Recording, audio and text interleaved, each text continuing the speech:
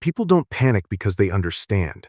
They panic because someone hands them a story that feels too big to ignore, and then they sell them relief like it's the only option left. The most dangerous part is not the threat itself, it's the choreography around it. A world holds its breath, a fear is planted with surgical precision, and then the same hands that caused the alarm start marketing the cure. Welcome back to the hidden self. Today we're talking about Donald Trump's return to the nuclear weapons testing program, the way it was framed, the number that was thrown into the room like a grenade, and what it actually reveals about power in the 21st century. This isn't a video about geopolitics for sport. This is about a mechanism, a business model disguised as policy, a psychological lever disguised as national security. If you've ever felt like the world was pushing you toward a choice you didn't freely make, if you've ever been pressured into paying for something you didn't even want, you already understand the core of what we're about to dissect. You just haven't given it a name yet. Let's begin with the moment the air changes. A short statement. A chilling claim. The United States officially resumes nuclear weapons testing and development.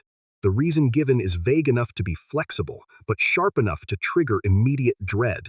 No clear evidence is offered, no concrete details are pinned down, just a warning that somewhere, some country, is secretly testing doomsday-level weapons. And then, to make sure the message lands with weight, Trump adds a line that is almost comedic in its certainty, but terrifying in its intention. The United States, he claims, has enough nuclear bombs to destroy the entire world 150 times. Listen to what that does to the human mind. 150 times is not a useful statistic. It's not even really meant to be debated. It's meant to overwhelm the ability to reason. It's meant to replace analysis with a single primitive reaction: threat, danger, end. Most people hear that number and think, this is official, this is serious. This is the kind of thing that must mean something is about to happen. But the deeper truth is uglier. That number functions like a sales pitch because the mind doesn't only buy products. The mind buys certainty. It buys permission to feel fear. It buys the feeling that someone powerful has everything under control while simultaneously keeping the rest of the world in a state of helplessness. And that's where the video turns from news into mirror. Because fear doesn't just create panic. Fear creates obedience. Fear makes people accept costs they would never accept in normal times. Fear makes people demand action from the strongest voice in the room. Fear narrows your options until you can only see the choices the loudest seller wants you to see. In the way this was framed, it wasn't simply we might face danger. It was we are in a situation so catastrophic you should stop thinking about fairness and start thinking about survival. That's how you turn politics into emergency economics. That's how you turn the public into a revenue stream. Now compare it to something people think they understand. COVID. People were afraid, but the fear had a different texture. It was an external catastrophe, almost like weather. It was an accident of nature, a biological disaster, a virus moving through systems that no one fully controls. Even when people argued about responses, the underlying story still sounded like reality. Something happened, and we must deal with it. This is different. This kind of fear is selected, it's chosen, it's produced. It has an opening statement, a headline number, a timing window, and a strategic message aimed at multiple audiences at once. At home, it stokes urgency and unity. Abroad, it redraws the map of perceived threats. It creates an atmosphere where any refusal to cooperate will look irresponsible, even immoral. And once you understand that, you start noticing a pattern that repeats across industries, across decades, and across people's personal lives. When someone wants control, they often begin by manufacturing the problem. Then they offer a solution that only they can provide. Then they charge you for the privilege of staying alive, staying safe, staying included, staying protected. The uncomfortable thing is this: most people don't recognize it because they've normalized it. Think about the last time you were told you were not safe unless you bought the right thing. It could be a device, a subscription, a relationship structure, a career move, a therapy program, an investment platform, a life choice. The details differ, but the mechanism is familiar. A threat is amplified. A gap is created between what you have and what you need. And then a gatekeeper appears, smiling, saying, "Don't worry, I can fix it, but you'll have to pay. Now zoom out. This mechanism scales. Trump is not being watched closely enough by people who think the world runs on ethics.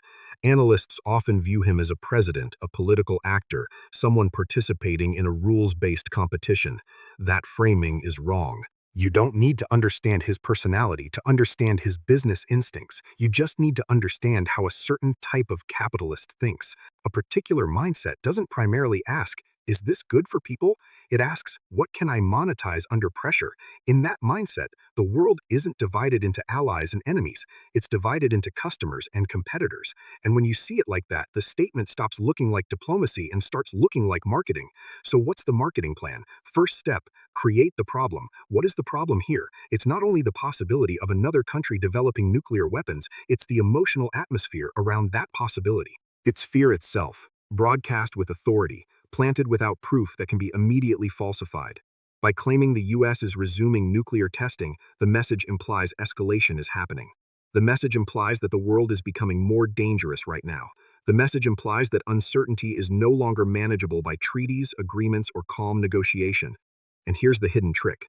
You take a vague threat and you place it inside a rigid narrative. Suddenly the public doesn't ask, how do we verify this? They ask, what should we do? A verified threat invites debate. An unverified threat invites compliance. In marketing terms, it's like launching a product by announcing a crisis your audience believes they cannot survive without help. In human terms, it's like pulling the rug from under someone and then selling them the shoes they need to walk on the floor you just made unstable. Once fear is created, the market forms. Not a free market, a forced market. A market where the buyer feels they have no moral alternative except to accept whatever comes next. The market here is safety. The market here is protection. The market here is survival, packaged into policy language. Second step, identify the customer. Fear is not evenly distributed. Some countries feel the threat more intensely. Some countries have more money. Some countries have vulnerabilities that make them easier to pressure.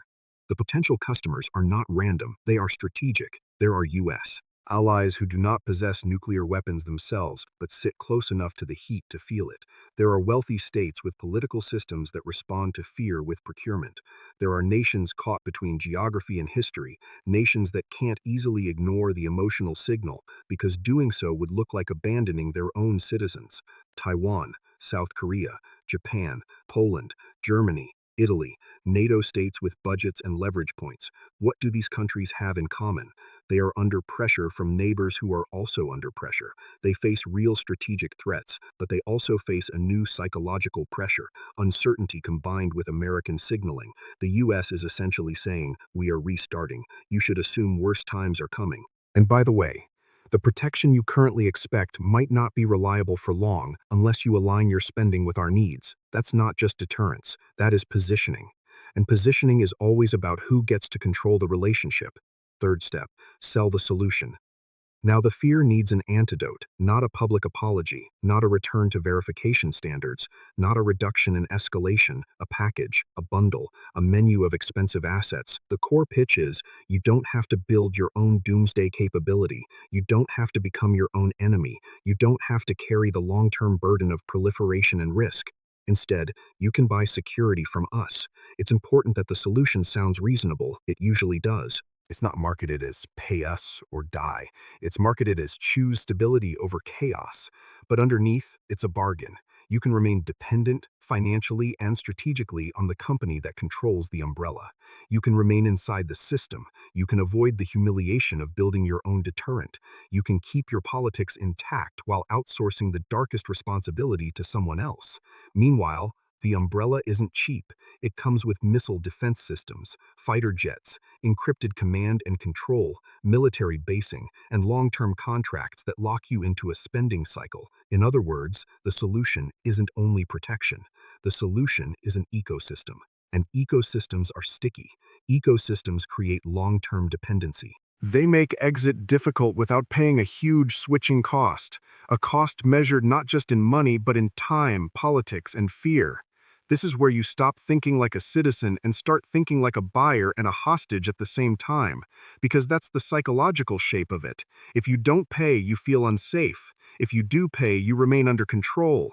Either way, the power stays with the seller. Now notice what happens in public quickly after such announcements. Markets react, defense contractors rise, lobbyists get louder, procurement timelines tighten, contracts become necessary, budget committees find fresh urgency. Suddenly, everyone discovers that national security is a priority that trumps ordinary debates. And if you want the proof that this is not purely about security, look at the pattern of beneficiaries. The same institutions that profit when fear intensifies are the ones positioned to help manage the fear. The problem becomes a revenue engine, fear becomes a commodity, and the person who controls the alarm gets to control the response. This doesn't require a conspiracy in the movie sense. It only requires a business logic that's allowed to dominate human decisions, because capitalism has a special talent. It can convert basic human needs into product categories. It can convert existential dread into a recurring subscription. People often think capitalism only sells things like cars, clothing, and entertainment. No, it sells safety, it sells identity, it sells belonging. It sells certainty. It sells the feeling that you are not alone in your fear. And when you watch it long enough, you realize many modern life solutions are built like this. Manufacture insecurity, then sell relief. That's why the most frightening aspect of all this global fear talk isn't the nuclear angle alone. It's that the logic mirrors everyday life at a personal scale. Let me make it concrete with micro stories. Have you ever been in a relationship where someone kept telling you there was danger if you didn't comply? Maybe not nuclear danger, but social danger. Danger to the relationship itself, danger to their mood, danger to the narrative they wanted you to live inside. You start walking on eggshells, you start trading your boundaries for a false sense of peace. Then, when you finally notice the pattern, they act like you're the problem. They say, if you cared, you would trust me. But trust was never the point. Compliance was. That is the same mechanism. Create instability, then sell control as stability. Have you ever worked for a company that generated constant, urgent issues and then offered leadership training or change management to fix the stress they manufactured? You get a presentation about resilience that conveniently costs you money and conveniently keeps the leadership team safe. That's the same structure, too. The crisis is a stage and the solution is the product. Have you ever seen someone on social media build an audience by constantly implying that the world is about to collapse, and then they sell courses that promise to keep you safe? If you buy in, you feel protected.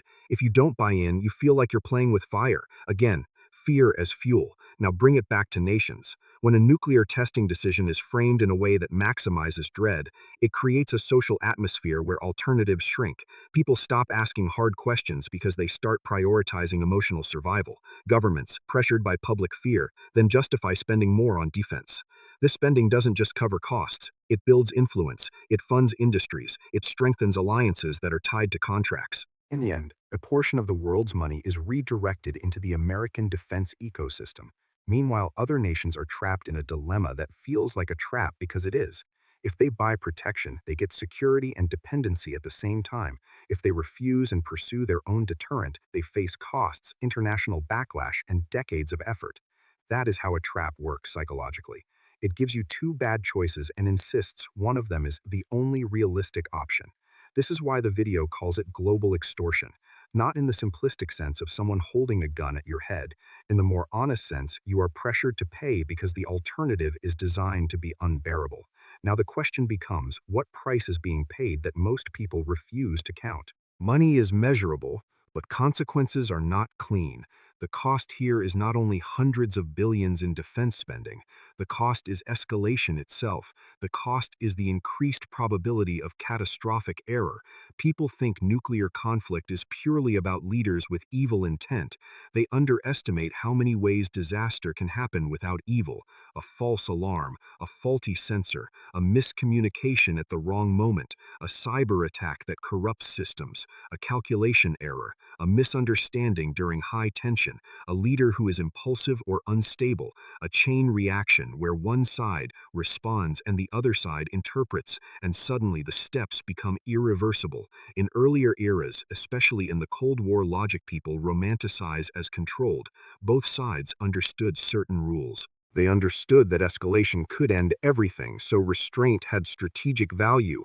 The tragedy is that even then, near misses happened. but the underlying structure still produced a kind of stability through shared understanding. What happens when that structure breaks, when treaties are weakened and credibility is questioned, when the world becomes more multipolar, more fragmented, more prone to rival interpretations? You don't get chaos only in headlines, you get chaos in probability. More states with nuclear capabilities means more fingers near the button. It means more accidents. It means more incentives for brinkmanship.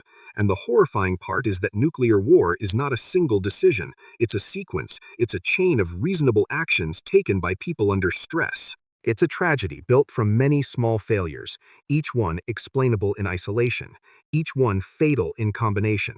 That's why the fear being sold is so immoral, even if you ignore the politics. It turns the human future into a market gamble, and the buyer is everyone except the seller. The seller profits when fear rises. The buyer pays when fear turns into infrastructure. The buyer pays again when fear makes wars more likely. Now, you might ask, what about the peace narrative? Because this kind of power play always ends with a stage-managed resolution. It has to. People can only tolerate long-term conflict if they are promised a payoff. Here's where the script becomes even darker, because the ending is designed. The idea of a three-phase arc is not an accident. It's a pattern. Phase 1. Create crisis. Break agreements. Signal escalation. Push the world into confusion and dread. Get the money flowing into defense spending and